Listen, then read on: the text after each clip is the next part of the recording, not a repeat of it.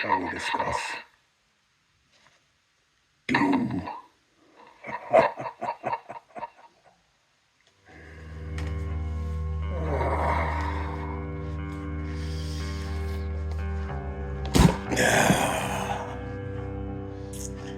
Welcome back. Welcome back to the show. I don't know if you can even call this a show, but welcome back. We're going to discuss something very close to my heart today. We're going to discuss Victor Von Doom. Victor Von Doom is a Latvian ruler, the fictional country of Latveria. He is known by most as probably the second most intelligent Earthling.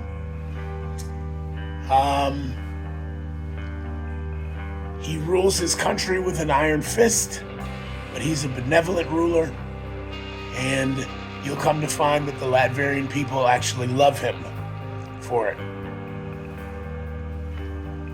I could talk all day about Doom, and it would seem that I'm being quite gracious, but make no mistake, Doom is one of the greatest scourges of our time.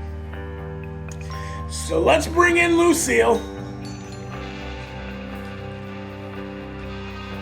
and let's talk about who will most assuredly be the next big bad in the MCU.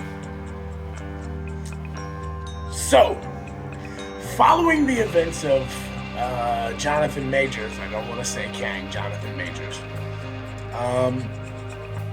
there's really only one route for Marvel and Disney to approach this.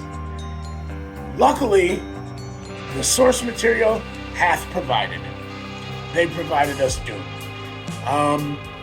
Doom and Kang are actually related by blood. Centuries either way. Doom right in the middle. But Doom will most definitely be, especially with Secret Wars and the way that things are going, he's going to be the next big bad in the MCU. And the storyline that I will talk about that Marvel is going to use for Doom is the most recent iteration of Secret Wars. Doom claims the power of the Beyonder. Because of the incursions, the universe as we know it collapses in upon itself, creating a black hole. Doom harnessed that power, taking pieces of each universe, molding them together, and creating Battleworld. Something close to this is what the MCU is doing as we speak. Doom becomes, you all know how I feel about the Mad Titan. You know I love Thanos. You know he's one of my favorites. Hey Stan, subbed out. Hey Jesus, hey. Thanos is probably my favorite Marvel character of all time. Comic books, movies.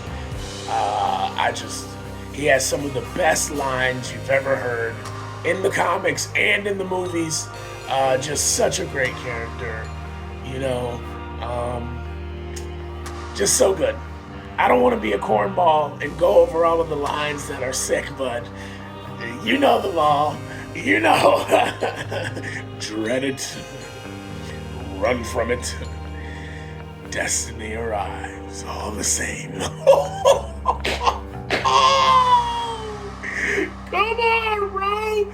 Then how does he say he doesn't even have the gauntlet? And he looks the Avengers Big Three in their eye and he says, "You cannot deal with your failure." And where has that brought you? Back to me. That's a bad man right there. That's a bad man. Necessary evil. Anyways, this isn't about Thanos. This is about Doom. God Emperor Doom becomes, honestly, a close second to my Thanos. The coolest character, most powerful character in all of the MCU history. The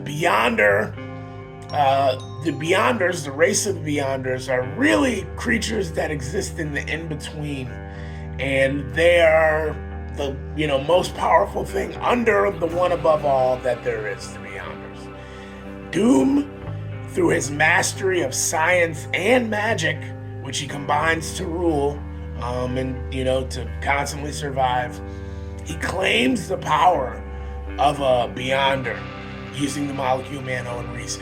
Now I don't think we're going to see Owen Reese. We may see him in a form, but I don't know if we'll see the Molecule Man. And his story is a story for another time. If I feel like the MCU may include him, or if you guys request it, maybe I'll do a video on him, because he's actually pretty cool. But Doom claims the power of a Beyonder and reforms the universe with it.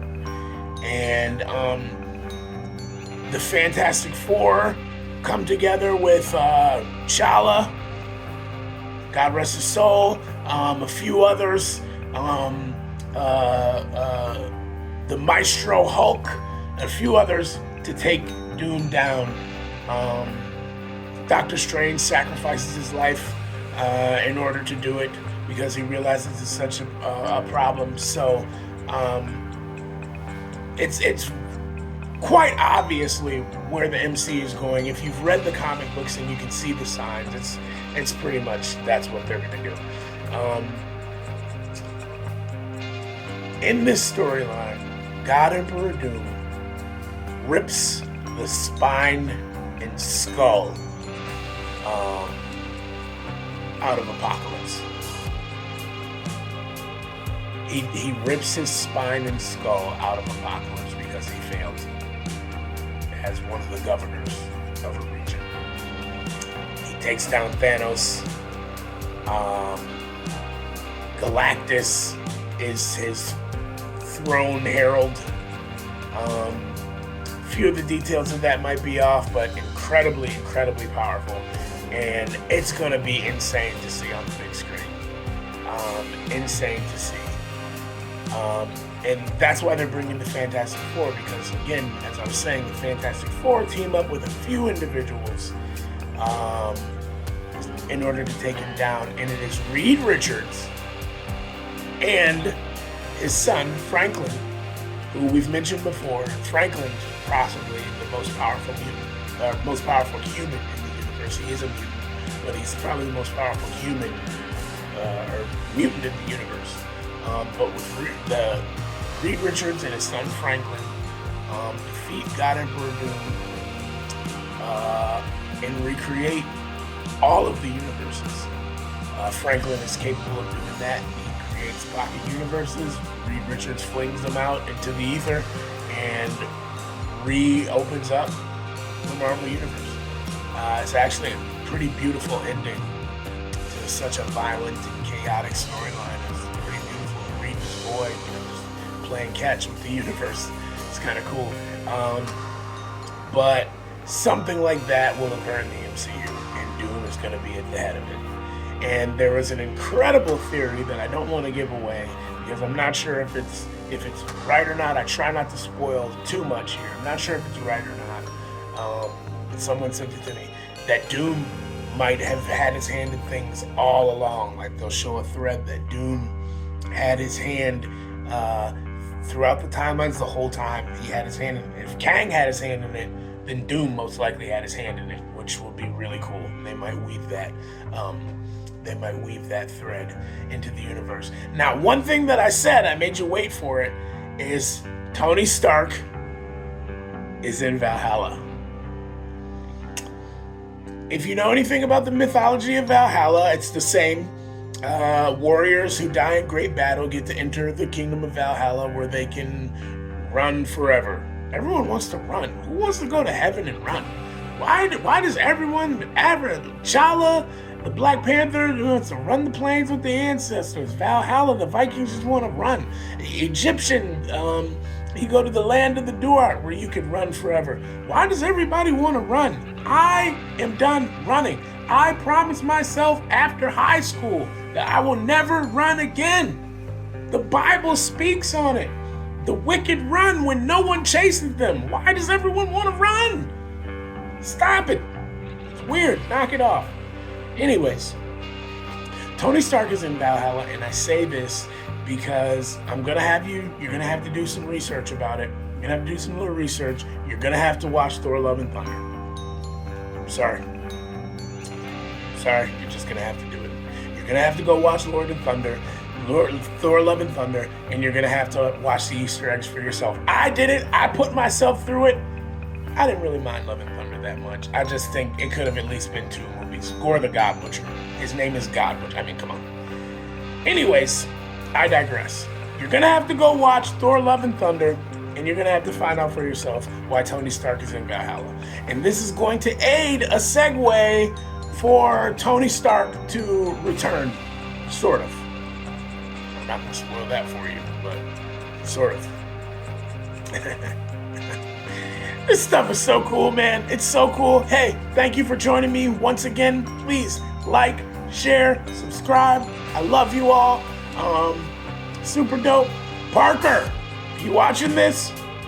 Parker, that stand and those Thanoses, those are hot toys. It's my young buck Parker. He'll be taking my job one day. Good kid, though. Good kid. Don't harass him. He's all right. All right. Thank you, guys. As always, Excelsior.